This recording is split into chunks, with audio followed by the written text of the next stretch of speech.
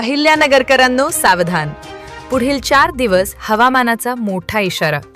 विजांचा कडकडाट, सोसाट्याचे वारे आणि मुसळधार पावसाची शक्यता. भारतीय हवामान खात्याने जिल्ह्यासाठी येलो अलर्ट जारी केला आहे.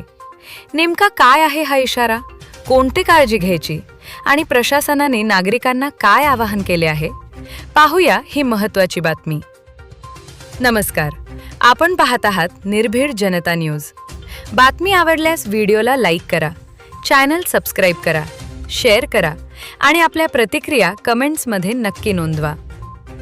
भारतीय हवामान खात्याच्या अंदाजानुसार अहिल्यानगर जिल्ह्यात 22 जून ते 26 जून 2026 दरम्यान वादळी वाऱ्यासह मध्यम स्वरूपाचा पाऊस, विजांचा कडकडाट आणि काही ठिकाणी जोरदार वाऱ्याची शक्यता व्यक्त करण्यात आली आहे. याच पार्श्वभूमीवर जिल्ह्यासाठी येलो अलर्ट जारी करण्यात आला आहे. निवासी उपजिल्हाधिकारी तथा जिल्हा आपत्ती व्यवस्थापन प्राधिकरणाचे मुख्य कार्यकारी अधिकारी दादासाहेब गीते यांनी नागरिकांना विशेष सतर्क राहण्याचे आवाहन केले आहे. मेघगर्जना आणि विजांचा कडकडाट सुरू असताना झाडाखाली उभे राहू नये, मोकळ्या मैदानात थांबू नये, तसेच विजेचे खांब, तावर, धातूचे कुंपण आणि लोंबकळणाऱ्या तारांपासून दूर राहावे, असे प्रशासनाने स्पष्ट केले आहे.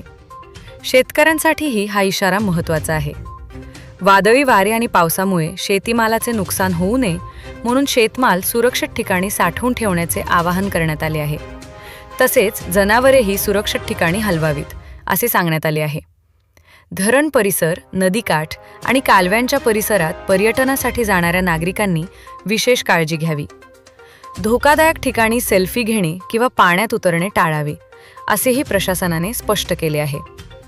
कोणतीही आपत्कालीन परिस्थिती उद्भवल्यास नागरिकांनी तात्काळ स्थानिक प्रशासन, पोलीस स्टेशन किंवा जिल्हा नियंत्रण कक्षाशी संपर्क साधावा. यासाठी 112 आणि 1077 हे टोल फ्री क्रमांक उपलब्ध आहेत. अहिल्यानगरकरांनो, पुढील 4 दिवस हवामानाचा इशारा लक्षात घेऊन स्वतःची, कुटुंबाची आणि शेतीची काळजी घ्या.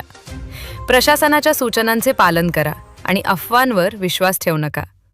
ही माहिती महत्त्वाची वाटत असेल तर हा व्हिडिओ जास्तीत जास्त शेअर करा, आपल्या मित्रपरिवारापर्यंत पोहोचवा आणि अशाच ताज्या विश्वासार्ह बातम्यांसाठी निर्भीड जनता न्यूज चॅनलला फॉलो आणि सबस्क्राईब करायला विसरू नका. धन्यवाद.